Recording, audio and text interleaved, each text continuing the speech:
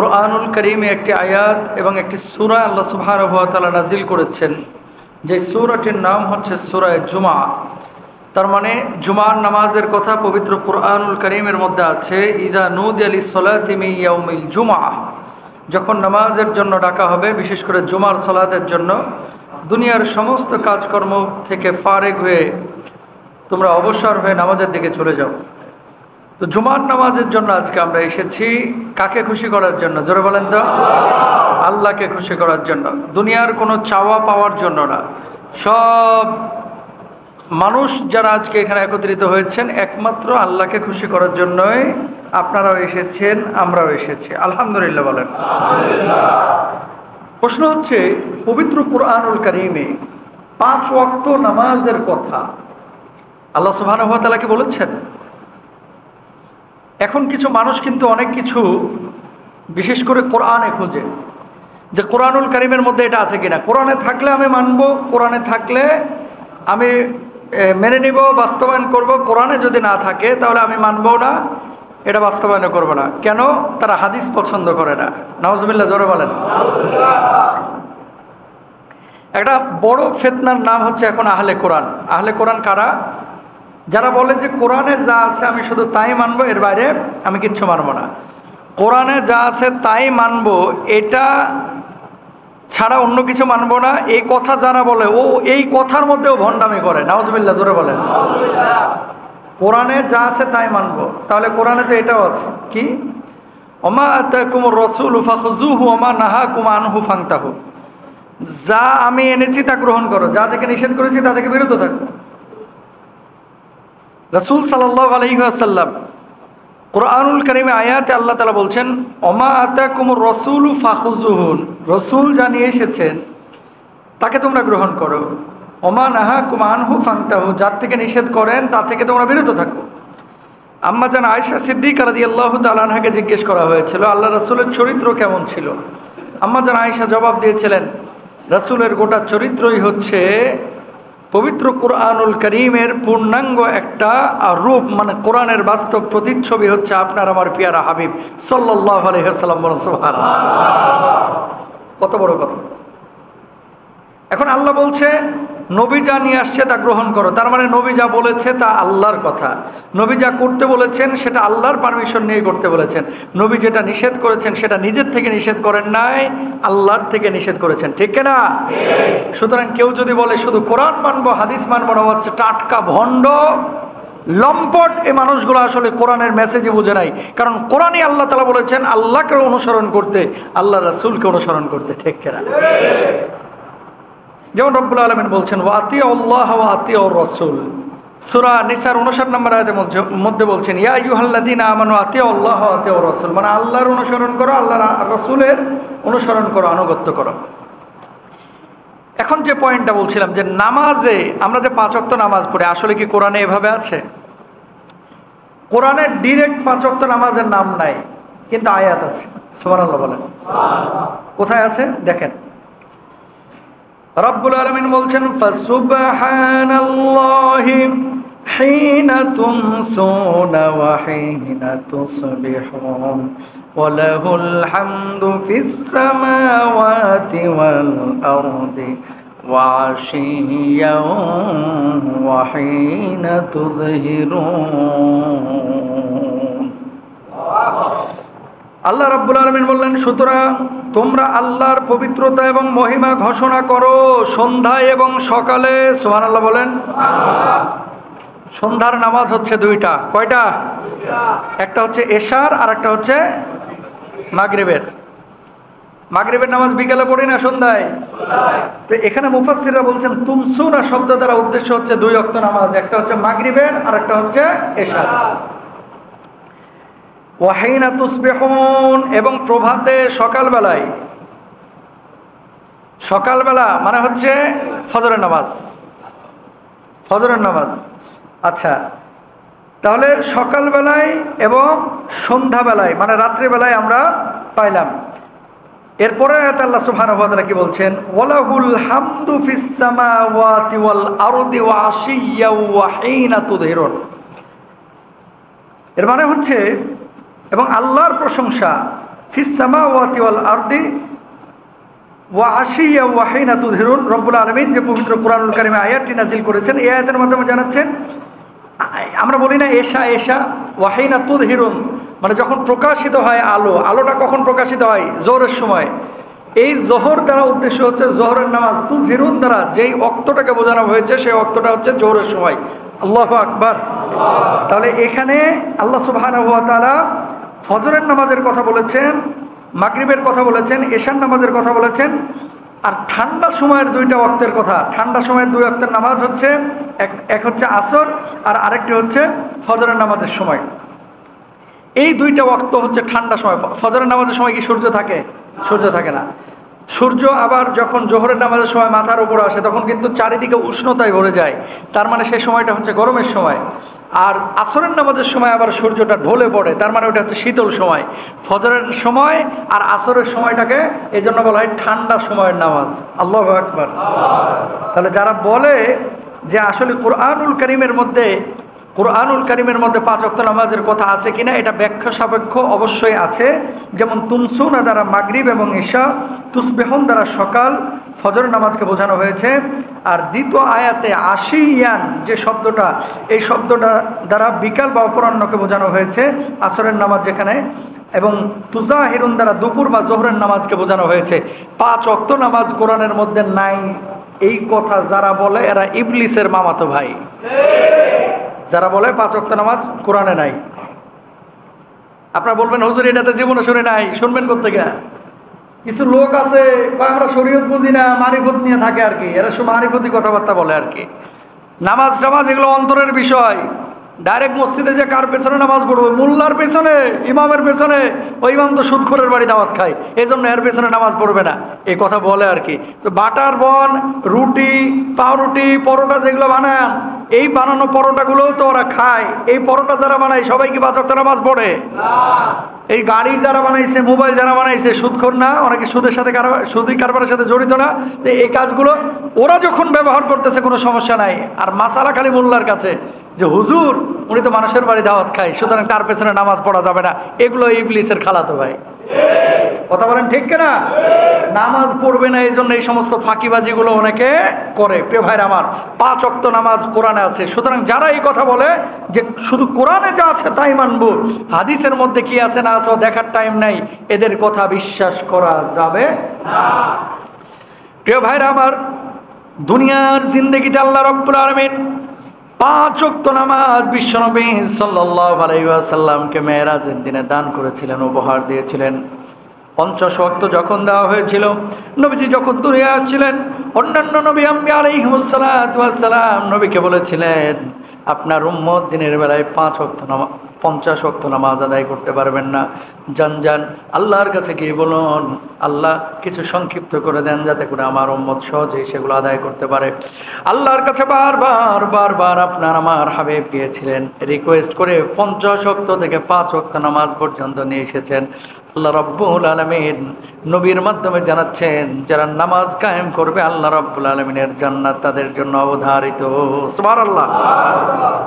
এমন একটা আমল এই নামাজ। নবীজি যখন ইন্তেকাল করতেছেন তাকায় রয়েছেন জামাতের দিকে। আবু বকর রাদিয়াল্লাহু তাআলা আনহু যখন সর্বশেষ জামাতে নামাজ পড়াচ্ছিলেন, নবীজি দেখে কাঁদতেছিলেন, আনন্দ অশ্রু নবীজির চোখ দিয়ে বেয়ে বেয়ে পড়তেছিল যে এই নামাজের জন্য সারাটা জীবন আমি সংগ্রাম করে গেলাম, আজকে নামাজ কায়েম হয়েছে। নামাজ শুধু পড়ার নাম না ভাই, নামাজ কায়েম করারও নাম। নামাজ শুধু পড়লে হবে না, নিজে পড়তে হবে, আরেকজনকে পড়ার জন্য উদ্বুদ্ধ করতে হবে, ঠিক না? কিন্তু অনেক মানুষ নিজে পড়ি বউকে পড়ায় না, নিজে পড়ি ছেলে মেয়েকে পড়ায় না, নিজে পড়ি আরেকজনকে পড়ার জন্য উদ্বুদ্ধ করি না। দেখেন কোনো জায়গায় কোরআনুল কারীমে আল্লাহ বলে না নামাজ পড়ো। প্রায় 82 জায়গার উপরে আল্লাহ সুবহানাহু ওয়া তাআলা নামাজের কথা বলেছেন। সব জায়গায় বলেছেন নামাজ কায়েম করো। নামাজ কি করো? কায়েম করো। মানে নিজে পড়তে হবে, আরেকজনকে নিয়ে পড়তে হবে। নিজেও পড়বেন, অন্যজনকে নিয়ে পড়াবেন। এতে করে কি হবে? দেখেন নিজে নামাজ পড়তেছেন, সব হচ্ছে কি হচ্ছে না আমি জানি না, কিন্তু আরেকজনকে দাওয়াত দিয়ে যদি জামাতে নিয়ে আসেন, নামাজে নিয়ে আসেন, ওই মানুষটা নামাজ পড়ার পরে যে পরিমাণ সওয়াব পাবে আল্লাহ রাব্বুল আলামিন আপনার আমল নামাতেও সেই সওয়াবের ব্যবস্থা করে দেবেন। নামাজ যিনি পড়বে তার চেহারার মধ্যে উজ্জ্বলতা আসবে, নামাজ যিনি পড়বে চেহারার মধ্যে নূর আসবে, নামাজ যিনি পড়বে পরিবারে শান্তি আসবে, নামাজ যিনি পড়বে রিজকের মধ্যে বারাকা আসবে, নামাজ যিনি পড়বে হায়াতের মধ্যে বারাকা আসবে, নামাজ যিনি পড়বে পরিবারে শান্তি বিরাজ করবে, নামাজ যিনি পড়বে মানুষজন তার সম্মান ইজ্জত করবে। আর যিনি নামাজ পড়বে না বেনামাজি হবে, আল্লাহ রাব্বুল আলামিনের ক্রোধ তার উপরে পড়বে, হায়াতের বারাকা পাবে না, রিজকে বারাকা পাবে না, পরিবারের মধ্যে অশান্তি লেগেই থাকবে। সুতরাং নামাজ যিনি পড়বে না তার চেহারার মধ্যে নূর আসবে না, নামাজ যিনি পড়বে না শারীরিক অসুস্থতা বেড়ে যাবে, কারণ নামাজ যিনি পড়ে শারীরিকভাবে সে বরকতের অধিকারী হয়। সুতরাং প্রত্যেকটি মানুষের 5 ওয়াক্ত নামাজ জামাতে আদায় করা উচিত। এই দুনিয়ার জিন্দগির পরিসমাপ্তি একদিন ঘটবে প্রিয় ভাইরা আমার। কিয়ামতের ময়দানে প্রথম যে হিসাবটি আল্লাহ রাব্বুল আলামিন আপনার আমার থেকে নেবেন সেই হিসাবটি হচ্ছে নামাজের হিসাব। নামাজ যার ঠিক আছে তার সামনের সময়টাও ঠিক আছে, আর যার নামাজ ঠিক নাই তার কোনো কিছুই ঠিক নাই, ঠিক কিনা? নামাজ বড় গুরুত্বপূর্ণ ইবাদত, নামাজ বড় গুরুত্বপূর্ণ আমল। 5 ওয়াক্ত নামাজ সবাই পড়বেন তো ইনশাআল্লাহ? ইন্নাস সালাতা তানহা আনিল ফাহশাই ওয়াল মুনকার। অনেকে বলে হুজুর শান্তি পাচ্ছি না, মাল আছে টাকা আছে পকেটে তাও শান্তি পাচ্ছে না, বাড়ি আছে শান্তি পাচ্ছে না, সুন্দরী বউ আছে শান্তি পাচ্ছে না, ছেলেমেয়েরা ভালো রেজাল্ট করছে শান্তি পাচ্ছে না। শান্তি কোন জায়গায় আসলে ও জানেও না।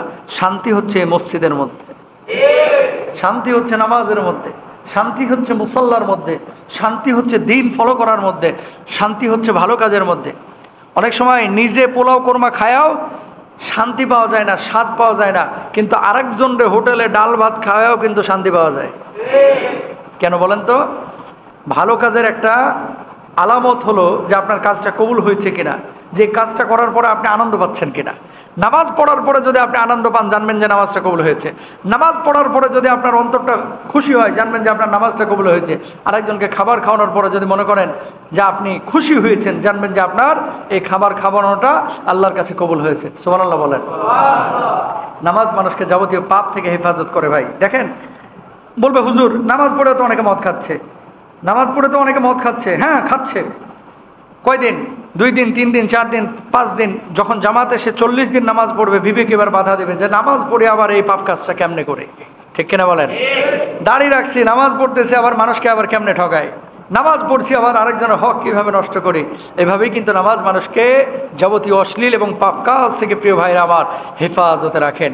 এই দুনিয়ার জিন্দগিতে প্রত্যেকটা মানুষ আমরা জান্নাতে যাইতে চাই, কিন্তু এমন কিছু জিনিস আল্লাহ সুবহানাহু ওয়া তাআলা কোরআনুল কারীমে এবং হাদিসের মধ্যে বলে দিয়েছেন যে এই জিনিসগুলো তোমার ভেতরে থাকলে আমি আল্লাহ তাআলা তোমাকে পছন্দ করব না, এই জিনিসগুলো থাকলে আমি আল্লাহ তোমাকে জান্নাত দিব না। এগুলো জানি, জানার পরও আমরা প্রত্যেকটা মানুষ আশাবাদী যে একদিন না একদিন তো আল্লাহ জান্নাত দিবেই, সুতরাং আমি আমার গতিতে চলতেছি। মনে রাখবেন 10টা আলামত যদি আপনার মধ্যে থাকে তাহলে জেনে নেবেন আপনাকে জাহান্নামে জ্বলতে হবে, আপনি যত বড় হাজী সাহেবই হন না কেন। আল্লাহ বলতেছে কোরআনুল কারীমে একটা না একাধিক আয়াতের মধ্যে যে আমি ওরে পছন্দ করি না। আল্লাহ যারে পছন্দ না করবে সে কি জান্নাতে না জাহান্নামে? আরো জোরে বলেন। নামাজ যিনি পড়বেন যাবতীয় পাপ থেকে তিনি বেঁচে থাকবেন। কারা এই মানুষগুলো যাদেরকে আল্লাহ সুবহানাহু ওয়া তাআলা পছন্দ করেন না, ভালোবাসেন না? 1 নম্বর সূরা বাকারার 190 নম্বর আয়াতের মধ্যে আল্লাহ রাব্বুল আলামিন বলছেন ইন্নাল্লাহা লা ইউহিব্বুল মুতাদিন।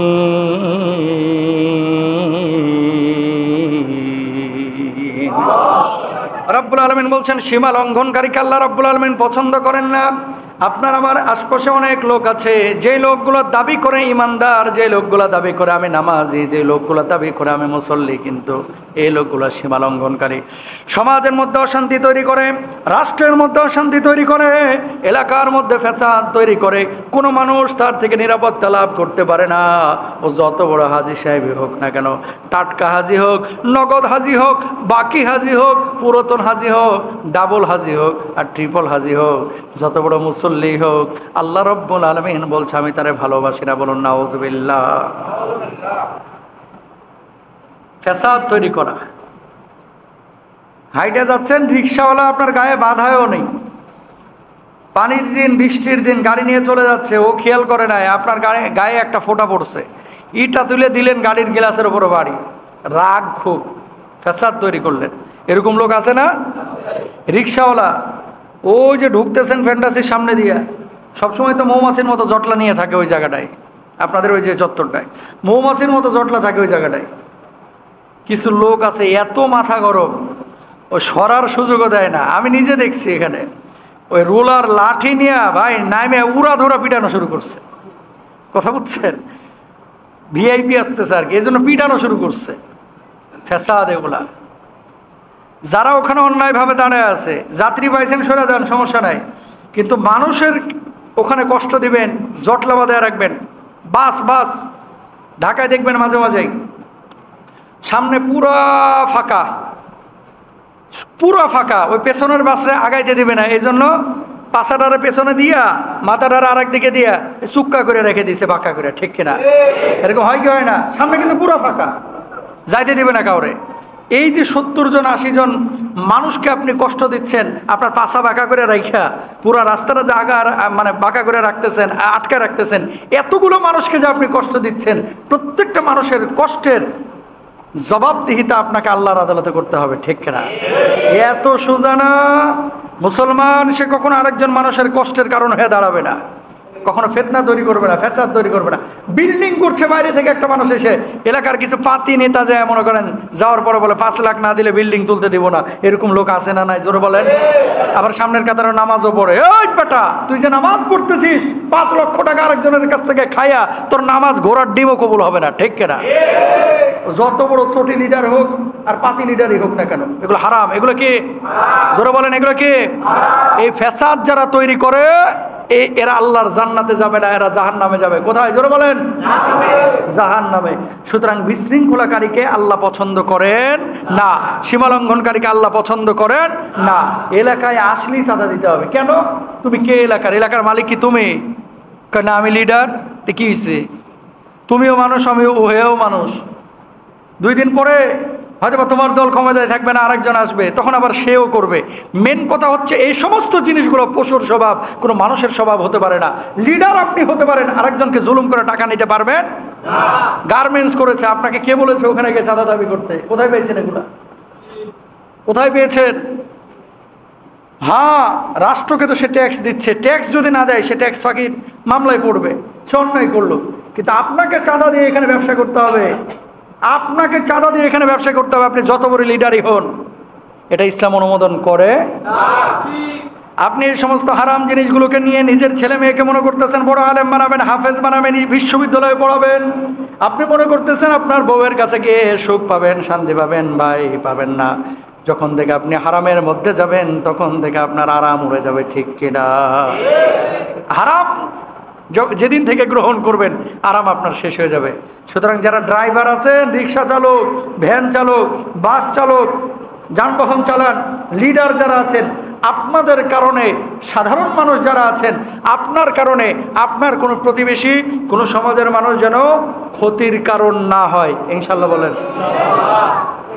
নিজে কখনো আরেকজনের ক্ষতির কারণ হবেন না। শুনেন, মানুষের উপকার করতে না পারলেও কখনো মানুষের ক্ষতি করবেন না।